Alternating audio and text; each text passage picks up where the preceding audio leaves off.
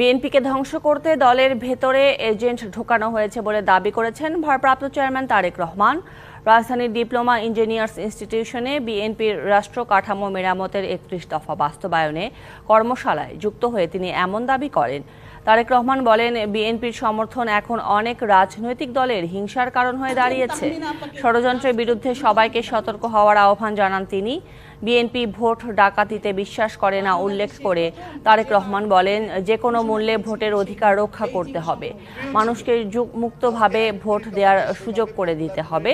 ব্যক্তি স্বার্থ সিদ্ধির জন্য দলকে কেউ ব্যবহার করলে তাদের শক্ত হাতে দমন করতে নেতাকর্মীদের নির্দেশ দেন তিনি। ৩১ দফা নিয়ে ঘরে ঘরে যাওয়ার পাশাপাশি জনগণের সমর্থন ধরে রাখতে নেতাকর্মীদের প্রতি আহ্বান জানান বিএনপির ভারপ্রাপ্ত চেয়ারম্যান।